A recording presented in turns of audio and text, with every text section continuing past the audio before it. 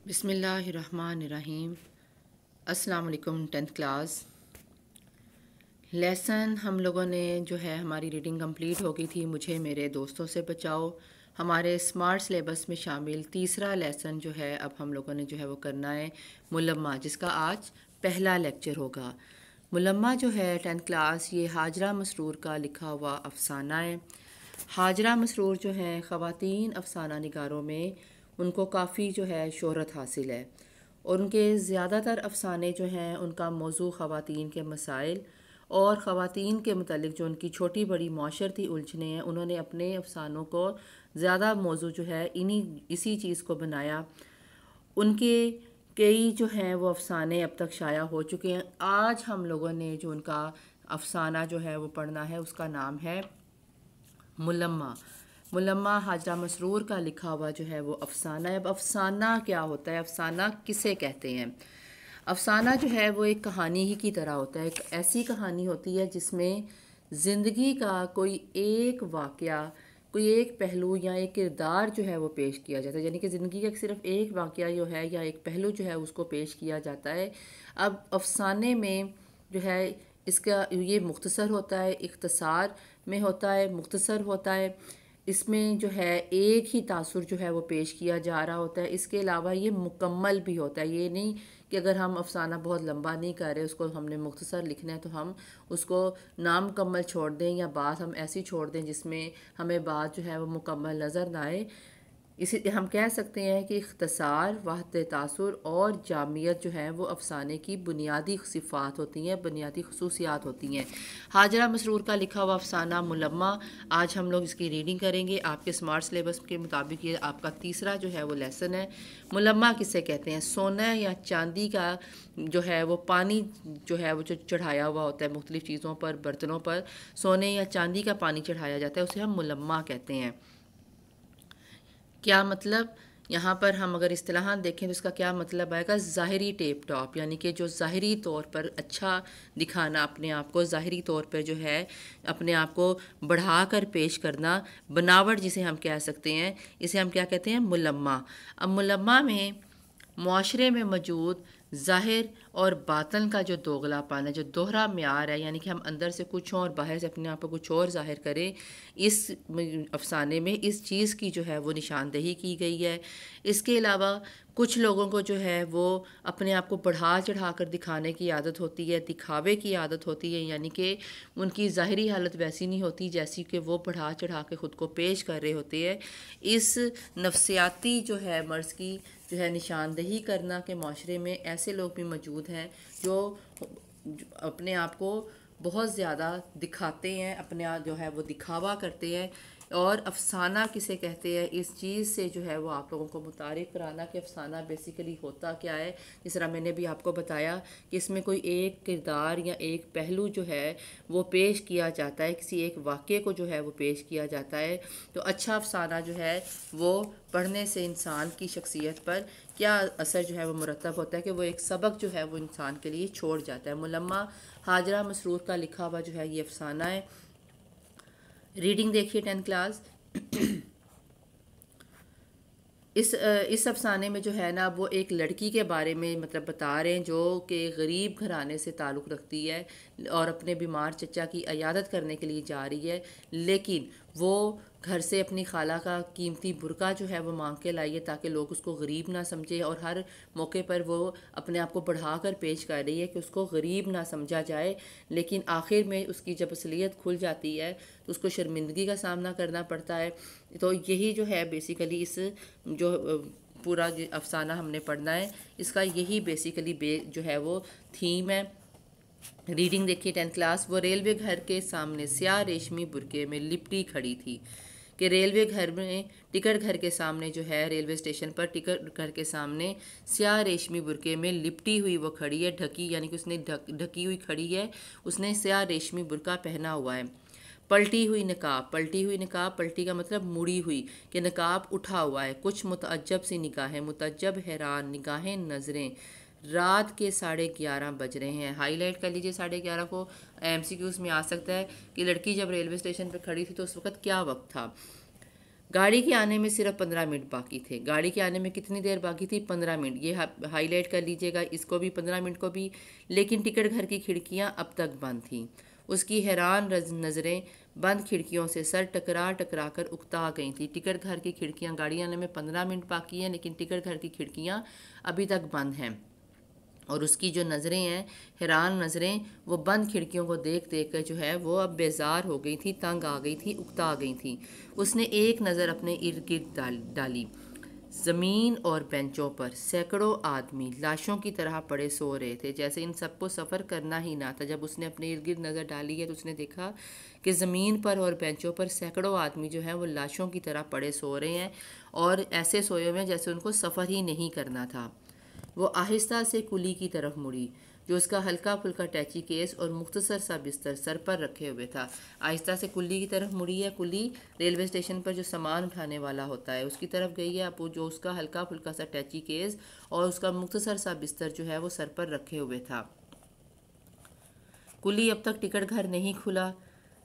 कुली आगे से कहता है, यूं गाड़ी हमेशा रहत है कि गाड़ी हमेशा देर से आती है। कुली ने अपनी धुंधली सी तनहा आंख उसके खूबसूरत चेहरे पर गाड़ दी। धुंधली सी तनहा अकेली इकलौती आंख उसके चेहरे पे जो है गाड़ दी, यानी कि उसके चेहरे को देख रहा है। और जैसे उसकी दूसरी फूटी हुई आंख का धंसा हुआ पपोटा अपनी बेमायकी पर फड़कने लगा, कि जो उसकी दूसरी फूटी हुई आंख थी वो उसकी आंख का धंसा हुआ पपोटा, धंसा हुआ अंदर की तरफ गया हुआ पपोटा जो है वो अपनी बेमायगी पर, अपनी कमतरी पर, बेमायगी किसी चीज़ का ना होना, कमी होना, किसी चीज़ की कमतरी होना, कि जो उसका दूसरा जो है आंख का पपोटा जो कि अंदर की तरफ धंसा हुआ है, अंदर की तरफ गया हुआ है, वो अपने ना होने पर फड़कने लगा। तो कहाँ बैठूँ मैं? वो जैसे अपने आप से सवाल कर रही थी। उसने एक बार फिर करीब पड़े हुए गरीब इंसानों पर अपनी नज़रें बिखेर दी। अपने आप से सवाल करी कि मैं कहाँ बैठूँ, और उसके बाद उसने फिर इर्द गिर्द अपने करीब बैठे जो है पड़े हुए जो गरीब लोग थे, जो सोए हुए थे ज़मीन पर और बेंचों पर, उन पर अपनी नज़रें बिखेर दी, नज़र डाली। यहीं बैठ जाओ, यहाँ। इसे ऐसा महसूस हुआ कि उसका रेशमी बुर्का, खूबसूरत चेहरा और नफीस सामान गरीब कुल्ली की नज़रों में कोई हकीकत नहीं रखता। या जब कुल्ली ने कहा है कि यहाँ बैठ जाओ, तो उसको ऐसा महसूस हुआ है कि उसका जो कीमती रेशमी बुर्का है, उसका खूबसूरत चेहरा और उसका जो नफीस सामान है, उम्दा सामान है, वो गरीब कुल्ली की नज़रों में किसी किस्म की कोई हकीकत नहीं रखता, कोई हैसियत नहीं रखता। ये सोचकर उसका दिल बैठने लगा। वो खामोशी से नीम तारीख सी काली कलूटी सड़क की तरफ देखने लगी, कि वो अब उसका दिल जो है वो ये सोच के परेशान हुआ कि मैं इतना कीमती बुर्का पहने हुए हूँ और मेरे पास इतना नफीस सामान है, लेकिन इस कुल्ली की नज़र में मेरी कोई हैसियत नहीं। और इसके बाद वो खामोशी से नीम तारीख हल्की अंधेरी काली सड़क की तरफ देखने लगी, जिस पर इक्का दुक्का कोई कोई चरख चूं करते हुए यक्के की मैली चिमनियों वाली बत्तियों से कसीफ सी रोशनी निकलकर सड़क पर रेंग रही थी, कि जिस पर चरख चूं करते हुए जो है कोई एक आधा यक्का टांगा जो है उसकी मैली चिमनियों में से जो कसीफ सी गंदी सी रोशनी जो है वो निकल रही है और सड़क पर रेंग रही है, आहिस्ता आहिस्ता चल रही है। उसका ख्याल फ़ौरन ही अपनी मौजूदा हालत की तरफ दौड़ गया।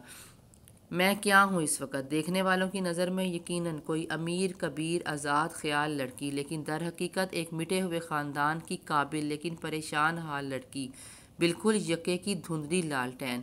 अब वो अपने बारे में सोच रही है कि मैं इस वक्त क्या हूँ। देखने वालों की नज़र में यकीनन मैं कोई अमीर कबीर, बहुत ज़्यादा अमीर, एक आज़ाद ख्याल लड़की हूँ, लेकिन दर हकीकत में मैं एक मिटे हुए ख़ानदान की एक काबिल लेकिन परेशान हाल लड़की हूँ, बिल्कुल यके तांगे की धुंधली लालटेन की तरह। रखे दीद है सामान इसी जगह, कुल्ली बोला। रखे दीद है सामान इसी जगह, के सामान मैं इसी जगह रख देता हूँ। कुल्ली ने कहा, नहीं, मैं यहाँ नहीं बैठूंगी। उसने किसी कदर गुस्से से कहा, फिर अंधेरे में घूरने लगी। अंधेरी सड़क पर करारे बूटों की चरर चरर पैदा हुई। अब अंधेरी सड़क है, उसमें करारे बूटों की, नए बूटों की चरर चरर, जो बूटों में से आवाज़ निकलती है, वो आवाज़ सुनाई दी और एक साया लरसता हुआ बढ़ने लगा। और उसके बाद उसको एक साया जो है वो आगे आता हुआ नज़र आया। आखिर स्टेशन की तेज़ रोशनी में उसने देखा कि कबूल सूरत नौजवान एक भारी ओवरकोट पहने इसी तरफ आ रहा है। उसने अब स्टेशन की तेज़ रोशनी में देखा है कि एक सही मतलब कबूल सूरत वाला एक नॉर्मल सा नौजवान जो है वो एक भारी सा ओवरकोट पहने हुए उसी की तरफ आ रहा है। लड़की समझी शायद टिकट लेने आ रहे हैं हजरत। वो बेसाख्ता मुस्कुरा दी। नौजवान टाई की गिरा कसता इस पर एक चुपती हुई नज़र डालता टिकट घर के पीछे निकल गया। वो बेसाख्ता से जो है वो फ़ौरन से मुस्कुरा दी है कि वो भी ये समझी कि वो नौजवान जो है वो इसी तरफ टिकट लेने शायद आ रहा है। नौजवान ने अपनी टाई की जो गिरा है उसको वो कसा और उस पर एक चुपती हुई नज़र डालता हुआ टिकट घर के पीछे निकल गया। लड़की के खुले हुए लब सिकुड़ गए। लड़की के जो खुले हुए होंठ थे वो सिमट गए, सिकुड़ गए, सिमट गए। होगा कोई अमीर ज़्यादा, भला वो थर्ड क्लास का टिकट लेने क्यों आएगा। फिर हम सामान रख के जायद हैं। अब कुल्ली कहता है, कुल्ली ने खामोश लड़की से झुंझलाकर बोला कि लड़की की खामोशी से वो ज़रा सा जो है वो झुंझलाया है, गुस्से में आया है या तंग आ गया है। और वो बोला कि फिर हम सामान रख के जायद है कि हम फिर सामान रख के जाते हैं। बको मत, मैं यहाँ हरगिज़ ना बैठूंगी। वो ऊंची आवाज़ में बोली। ऊंची आवाज़ में से कहती है कि बको मत, मैं यहाँ बिल्कुल भी नहीं बैठूंगी। अचानक वही नौजवान टिकट घर के पीछे से निकल आया। कुल्ली, तुम जनाना इंटर क्लास वेटिंग रूम में क्यों नहीं ले जाते। वो बोला। वेटिंग रूम वो कमरा जहाँ इंतज़ार किया जाता है जनाना औरतों का। अब वो नौजवान जो है कि टिकट घर के पीछे से निकला है और कहता है कि तुम इन्हें जनाना जो इंटर क्लास कमरा है, जो औरतों का इंतज़ार करने वाला इंटर क्लास कमरा है, वेटिंग रूम है, इंतज़ार करने वाला कमरा है, वहाँ पर क्यों नहीं लेकर जाते। फिर इतनी दूर टिकट लेने कौन आएगा। लड़की कुल्ली से ही मुखातब थी, बोल रही थी। अब लड़की ने ऐसे जाहिर किया कि वो कुल्ली ही से बोल रही है कि फिर इतनी दूर टिकट लेने के लिए कौन आएगा। टिकट सेकंड का चाहिए या इंटर का। अब वो नौजवान जो है वो पूछता है कि टिकट जो है वो सेकंड क्लास का चाहिए या इंटर का। नौजवान भी जैसे कुल्ली से पूछ रहा था। वो एक लम्हे के लिए सन्नाटे में आ गई, एक लम्हे के लिए वो भी खामोश हो गई। चलो कुल्ली चलो, वो बड़े रौब से कहने लगी, बड़े रौब और बड़े दबदबे से जो है उसने कुल्ली से कहा कि कुल्ली चलो। आगे आगे कुल्ली था और वो पीछे पीछे। उसकी ऊंची एड़ी की सैंडल ज़मीन पर एक दिलचस्प शोर बिखेर रही थी। अब आगे आगे कुल्ली चल रहा है और पीछे पीछे जो है वो चल रही है। और उसकी जो ऊंची एड़ी है, जो ऊंची एड़ी की सैंडल, उसमें से आवाज़ आती है। तो कहता है कि रात के वक्त वो आवाज़ जो है वो एक दिलचस्प शोर जो है वो बिखेर रही थी। मजूरी मेम साहब, मजूरी यानी कि मजदूरी। अब जो है कुल्ली ने मजदूरी मांगी अपनी कि मजदूरी मेम साहब। अब मजूरी मेम साहब जो है इसको भी हाईलाइट कर लीजिए 10th क्लास। ये आ सकता है कि कुल्ली ने लड़की के चुर्मी बटवे से मुतासर होकर क्या कहा था, मजूरी मेम साहब। कुल्ली ने उसके चुर्मी बटवे से मुतासर होकर कहा। चुर्मी बटवा चमड़े का बटवा, उसके चमड़े के बटवे से मुतासर होते हुए जो है कुल्ली ने मजदूरी मांगी है कि मजदूरी मेम साहब, अभी नहीं मिलेंगे पैसे। वो सिंगार मेज़ के सामने खड़ी जनवरी की कपकपा देने वाली सर्दी में रुमाल से पेशानी पूंछ रही थी। बनाओ सिंगार मेज़, बनाओ सिंगार वाला जो मेज़ है जिसके सामने खड़े होकर बनाओ सिंगार किया जाता है। जनवरी को हाईलाइट कर लीजिएगा 10th क्लास के जिस वक्त लड़की जो है सफ़र कर रही थी वो कौन सा महीना था, जनवरी का महीना था। कि वो जनवरी की कपकपा देने वाली, लर्जा देने वाली, कांपने वाली सर्दी में भी अपनी जो है रुमाल से अपनी पेशानी को, अपने माथे को साफ कर रही थी। यहाँ तक आज हमारी रीडिंग जो है वो 10th क्लास कंप्लीट हो गई है। इसमें से जो ऑब्जेक्टिव या जो आप लोगों ने मीनिंग्स में आपको करवाए हैं वो ध्यान से अच्छी तरह याद कर लीजिएगा। आपकी पैराग्राफ की तशरीह के लिए जो है ये ज़रूरी है कि आप लोगों को मीनिंग्स जो हैं वो अच्छी तरह से आते हों। आज की डायरी में 10th क्लास आप लोगों ने इसी के मुलम्मा के जो है वो मीनिंग्स ध्यान से याद करने हैं।